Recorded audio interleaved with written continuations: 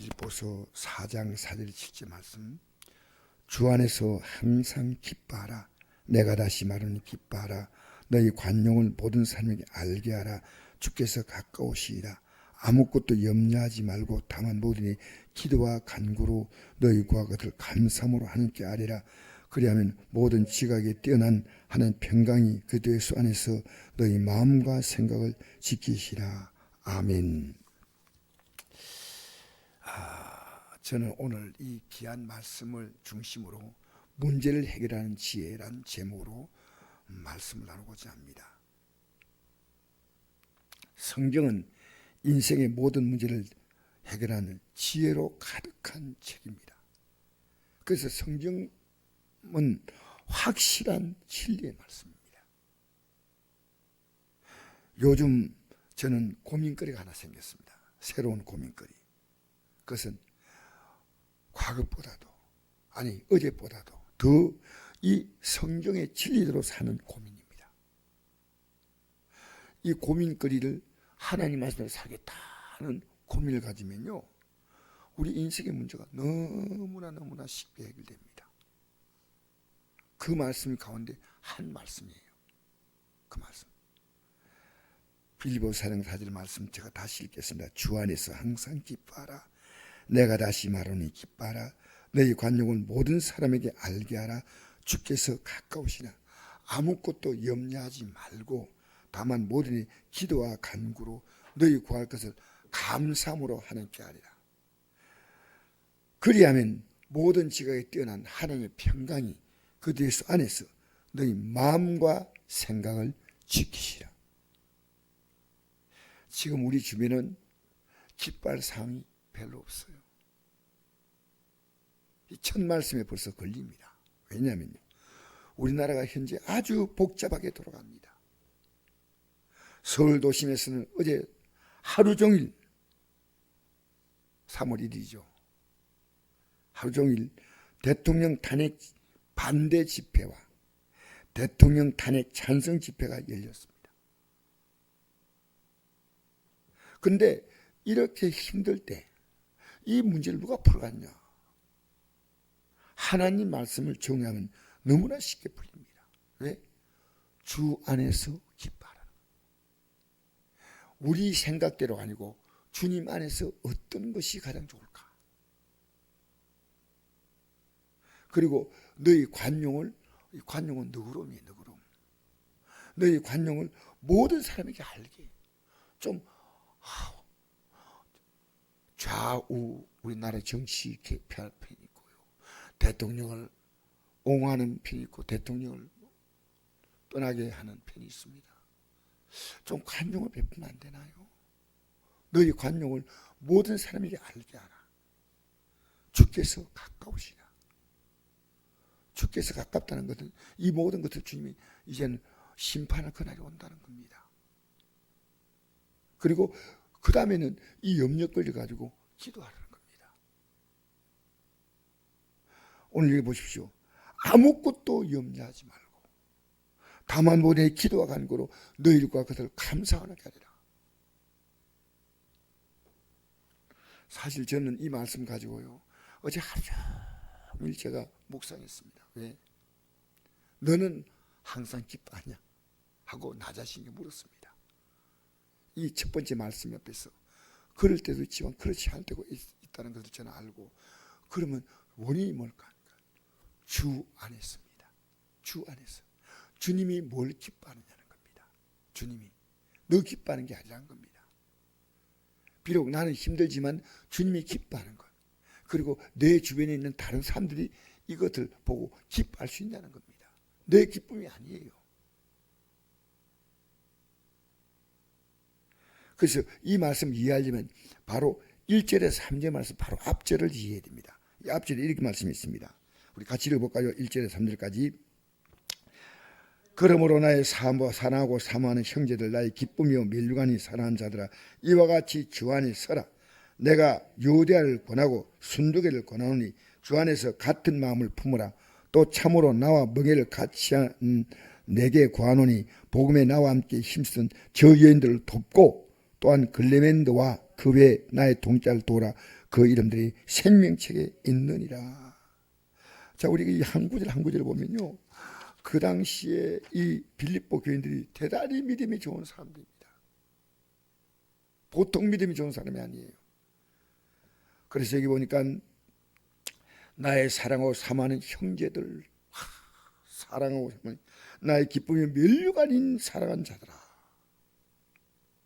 그러니까 그런데 얼마나 믿음이 좋으냐면요, 이들의 이름이 생명책에 있다는 걸 사도 바울 같은 하나님의 종이 확신했습니다.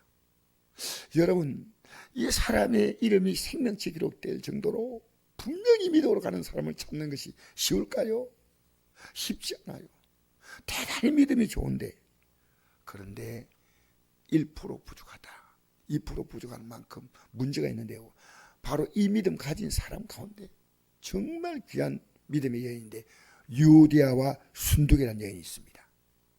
그런데 주 안에 같은 마음을 품으라는 이 말은 서로 다른 마음 가지고 있으면서 불편한 관계라는 걸 느낄 수 있습니다. 이들이 한쪽에 양보하라 이것도 아니에요. 주 안에서, 이 모든 일을 주 안에서 같은 마음을 품으라. 같은 마음, 너무나 중요한 말입니다. 우리가 주 안에 생각하면요, 이게 같은 마음이 돼요. 내가 심하게 주장할 이유도 없어요. 저도 목사님과 대화하다 보면요, 나 주장을 얘기할 때가 있어요. 그런데 좀 생각하다가 저분의 주장도 있는데 그러면 주 안에서 어떤 게 좋을까 하면 내가 기꺼이 양보할 부분을 양보하면 아름답게 대하고 끝나가는 거예요.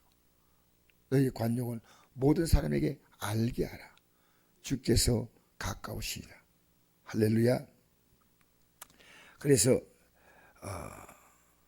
우리가 이런 일들로 너희 믿음이 무너지면 안 되고 주 안에서 믿음이 굳건히 서라고 말합니다. 우리도 같은 문제를 당합니다. 가정에서 당하고 직장에서 당하고 교회에서 당할 때 우리는 주 안에 서야 됩니다. 내 욕심과 내 만족에 서는 게 아니고 주 안에 서야 됩니다. 그들의 문제는 이 문제 때문에 기쁨이 사라지고 관용하는 마음이 없어지고 염려하는 문제로 사실은 기쁨도 없고 관용도 없고 염려하는 문제가 있는데 기도도 제대로 하지 못합니다. 자, 첫째로 생각합시다. 주 안에서 항상 기뻐하면, 다시 한번 강조해 말합니다. 내가 다시 말하니 기뻐하라. 현재는 어렵지만 이 문제를 가장 아름답게 해결하실 분이 계신데 주님 안에서 이 문제를 기뻐하라는 겁니다. 여러분, 주님 안에 있다는 것은 막연하지 않습니다. 주 안에 있다는 말이 막연할까요? 아니에요. 주 안에 있다는 말은요, 내가 모든 죄에서 용서받고 그것이 주님 안에 있는 거예요. 로마서 1장 8장 1절에 보니까 이런 말씀이 있습니다. 그러므로 이제 그리스도 예수 안에 있는 자에게는 결코 정죄함이 없나니 이는 그리스도 예수 안에 있는 생명의 성령의 법이 죄와 사함 벌선을 해방했다. 그렇게 이제 더 이상 내가 주 안에 있는 것은요, 죄에 대한 부담이 없어요. 오늘 죄는 뭡니까? 내가 좋은 대로 살아가는 게 죄고요. 그럼 진리는 뭡니까? 하나님 말씀대로 살아가는 거예요. 바벨론이 침공할 때 이스라엘 나라는 너무나 힘들었습니다. 이 바벨론의 공격은 대단했어요. 무자비한 국가인데 믿음이 좋은 하박국 선자가 이 소식을 듣고 하나님은 우리를 도우시는 분인데 지금 바벨론의 침공에 너무 마음이 불안해가지고 이렇게 고백합니다. 하박국 3장 16절 19절 말씀 보니까 이런 내용이 있습니다. 내가 들었으므로 내 창자가 흔들렸고 그 목소리로 말미암아 내 입술이 떨렸도다. 무리가 우리를 치러 올라오는 환난 날을 내가 기다림으로 썩이는 것이 내 뼈에 들어왔으며 내 몸은 내 철수에 떨리는도다. 비록 무화과 나무가 무성하지 못하며 포도나무에 열매가 없으며 감남는 소출이 없으며 밭에 먹을 것이 없으며 우리 양이 없으며 양 안에 소가 없을지라도 나는 여호와라 말미암아 즐거워하며 나의 구원의 하나님 말미암아 기뻐하리로다. 할렐루야. 그 다음 19절에는 이런 말씀이 있습니다. 주 여호와는 나의 힘이시라. 나의 발을 사슴 같게 하사 나를 나의 높은 곳에 데려가신다. 하나님이 그들이 아무리 공격해봐도 나의 발을 사슴같이 가볍게 높은 곳 주님의 손 붙잡고 가게 만드는 겁니다. 성도 여러분, 여러 가지 시험을 당할 때 도리어 기쁨을 가질 수 있는 그런 기회로 삼게 되기 바랍니다. 왜? 주 안에서 주님이 해결하신 거예요. 베드로는 1장 1절에 보니까 이런 말씀이 있습니다. 그러면 이제 너희가 여러 가지 시험을 말미암아 잠깐 근심하게 될 수 없으나 오히려 크게 기뻐하는도다.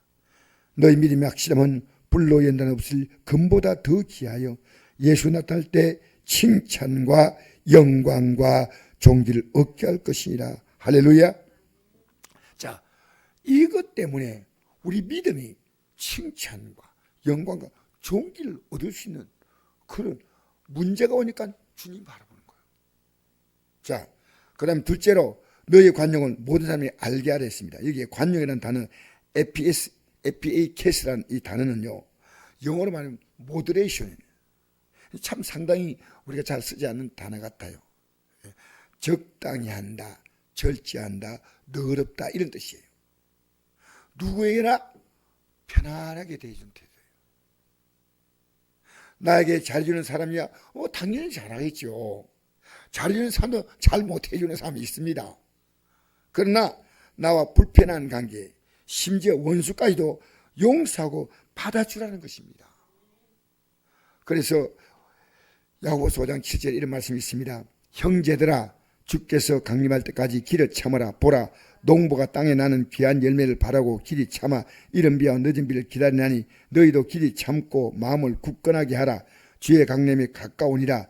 형제들아, 서로 원망하지 말라. 그리하여 심판을 면하리라. 보라, 심판주가 문 앞에 계시니라. 여러분, 우리가 관용한다, 너그럽게 대한다, 이 말 속에는 용서한다는 말이 당연히 포함됩니다. 여러분, 용서하는 게 쉬운 문제일까요? 우리 가정에서 얼마나 용서 문제 때문에요, 결국 부부가 헤어집니다. 너무너무 힘들어요. 제가 어제 유명한 영화배우 한 사람이 있는데 이해가 돼요. 그 영화배우가요, 아버지가 암이 걸렸어요. 암이 걸렸는데 그 암이 걸렸다는 소식 듣고도 안 만나러 오는 거예요. 왜냐? 이들이 제일 어려웠을 때, 그때 3살 때 이 아버지가 가정을 버리고 미국으로 갔습니다. 그런데 미국에 떠나가서 미국에서 뭐 사업을 하고 할 줄 알았더니 미국에서 여자를 사귀어서 결혼해가지고, 그런데 그동안에 엄마가 이랬습니다. 너희 아빠가 미국 가서 사업을 하고 돌아오면 된다 하고 애들 3살짜리 여자의 애를 안고 키웠습니다. 그런데 얼마 있다가 나타난 소식은 그 아버지가 재혼했다는 얘기였습니다. 그리고 한국에 와서 유명한 활동을 많이 하는 영화배우였는데, 아버지가 이 아들이 용서하기 쉽지 않았어요. 제가 이 말씀 준비하다 보니까 알아봤는데 이 아들도 참 유명한 배우고 아버지도 유명한 배우인데요, 이 아들은 기독교인이에요. 그런데 너무너무 어머니가 힘들게 살아왔던 걸 봤기 때문에, 엄마가 돈이 없었어요. 자기가 종이를 잘라서 어릴 때 10,000원이라고 돈을 써가지고요, 엄마 주머니에 넣어줬대요. 너무너무 힘드니까 눈물 날 지경인데, 그런데도요 용서해야 됩니다. 아마 언젠간 저는 용서하려 생각합니다. 그 배우와 아버지가 용서하고 서로 풀 수 있다면 얼마나 좋을까. 그 아버지가 먼저 진실한 해결하면 얼마나 좋을까. 아들은 그 해결을 받으면 얼마나 좋을까. 우리 가정과 사회의 모든 문제, 교회도 용서 못하기 때문에 사실은 어떤 목사님 그러더라고요. 왜 교인이 교회를 떠난지 아십니까? 목사님, 용서 못하고 미워지기 시작합니다. 답이 없습니다. 예수님께서 주기도문에 이 용서 부분을 강조했습니다. 우리가 우리에게 죄 지은 자를 사하여 준 같이 우리를 사하여 주옵시고 라고 주님 가르친 기도 속에 이걸 딱 넣었는데, 이 주기도 말씀을 다 마치고 난 다음에 다시 한번 강조합니다. 내가 사람의 잘못을 용서하면 너희 하나님 아버지께서도 너희 잘못을 용서하시느니와 너희가 사람의 잘못을 용서하지 않으면 너희 아버지께서도 너희 잘못을 용서하지 아니하시라. 우린 지금요 살면서 이게 너무 쉽게 지나가지만요, 오늘 교회 안의 모든 분쟁은요 좀 너그럽게 봐주면 안 되지 않습니까? 이게 어떤 교회나 갖고 있는 아픔이에요. 아픔. 다 자기가 옳아요. 여러분, 십자가는요 우리를 용서하시는 하나님의 놀라운 사랑이에요. 저는 교회를 운영하다 보니까 성도가 떠나갔는데 어떤 성도에 대해서요 나의 부족함이 느껴지는 거예요. 좀 더 내가 사랑하고 좀 더 내가 기도해주고 했다면, 떠나가는 것은 제가 어떻게 말릴 수 없겠지만 내가 좀 오늘 이 성경 말씀처럼요 관용을 너그럽게 했다면 얼마나 좋았을까 하는 아쉬움이 남습니다. 그래서 우리가 사람은요 남에게 말을 듣는 걸 좋아합니까? 들어주는 걸 좋아합니까? 내가 말하면 남이 내 말을 들어주는 걸 좋아합니까? 아니면 내가 말하는 걸 좋아합니까? 말하는 걸 좋아하죠. 성경은 이렇게 말합니다. 듣기는 속히 하고 말하기는 더디하라. 더디하란 말은요 천천하니까 아니라 깊이 생각하고 그에게 관용을 베풀어야 됩니다. 내가 이 말하고 나서 돌아가니까 잘못했는데 그가 그 말을 받아줬어요. 얼마나 고마울까요? 세 번째로 염려의 문제입니다. 빌립보서 4장 6절 7절 말씀. 아무것도 염려하지 말고 다만 모든 기도와 간구로 너희 구할 것을 감사함으로 하는 게 아니라 그리하면 모든 지각에 뛰어난 하나님의 평강이 그리스도 예수 안에서 너희 마음과 생각을 지키시라. 하나님을 믿을 때 기도 응답은 당연한 겁니다. 그래서 마가복음 11장 22절에 이런 말씀이 있습니다. 하나님을 믿어라. 내가 진실로 내게 이르노니 누군지 이 산대로 들려 바다에 던져지라 하며 그 말한 것이 이루어질 줄 믿고 마음이 의심하지 않으면 그대로 되리라. 그러므로 내가 너에게 말하노니 무엇인지 기도하고 구하는 것은 받는 줄 믿어라. 그리하면 너에게 그대로 되리라.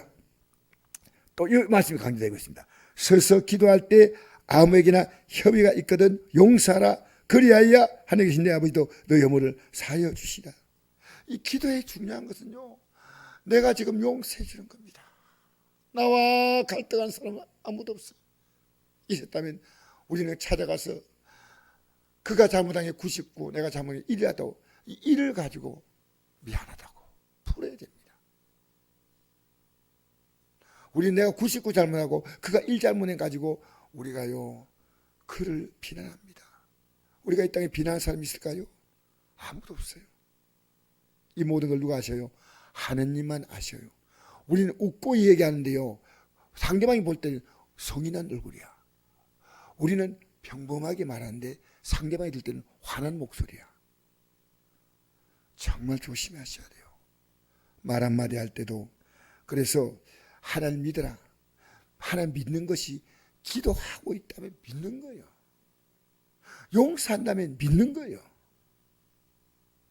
마지막으로 제가 이 말씀 전하고 마치겠습니다. 야고보서 5장 11절에서 18절 보면 엘리야는 우리와 성전이 같은 사람이오되 그가 비가 오지 않기를 간절히 기도한 적 3년 6개월 동안 땅에 비가 오지 아니하고 다시 기도하니 하늘이 비를 주고 땅이 열매를 맺느니라. 저는 여기 마음에 드는 부분이 성정이 같다. 엘리야가 이 특별한 사람이 아니고요 성정은 성격, 성질, 성막금, 성깔 다 포함되는 거예요. 이 성경은요, 우리가 갖고 있는 연약한 모습이잖아요. 그걸 전부 성제라고 말합니다. 그래서 엘리야에게도 실망할 부분이 있다는 겁니다. 이세벨의 말 한마디 듣고 엘리야가 하나님 나 차라리 지금 빨리 죽여주십시오 라고 하는 게 엘리야 아니겠습니까? 엘리야는 강한 면모도 있지만은 우리 저같이 연약한 모습을 갖고 있습니다. 그런데 그가 비가 오지 않기를 간절히 기도한 적. 엘리야에게 능력이 있는 게 아니에요. 엘리야의 기도 속에 하나님의 약속이 있는 겁니다. 3년 6개월 동안 간절히 기도하니까 비가 오지 않았어요. 하나님이 비를 오지 않게 그냥 하는 게 아니고요. 엘리야가 기도하라고 했습니다. 하나님 오늘 우리에게 기도하면 내가 이루겠다는 겁니다. 할렐루야. 하나님 그냥 비를 안 오게 하면 어떻게 삶을 알겠습니까? 엘리야가 여러분 이렇게 살면 하나님이 비가 오지 않게 하라고 하십니다. 뭐야 누가 엘리야 누가 엘리야가 기도하니까 비가 딱 그쳤어요. 얼마나 비가 심했던지요. 아합 왕인데도 마실 물이 없어가지고 물 찾아 골짜기를 다니는 게 나옵니다. 성경에 보면 얼마나 물 마시는 게 모든 고랑이 물 겨울에 흘러가는 물이요 다 말라버렸습니다. 성경에 그렇게 나옵니다. 근데 다시 기도하니 하늘이 비를 주고 땅이 열매를 맺었다. 할렐루야. 하나님께 기도하면요 이 말씀 그대로 이루어지는 겁니다. 오늘 우리는요 기도의 빈약함을 알아야 됩니다.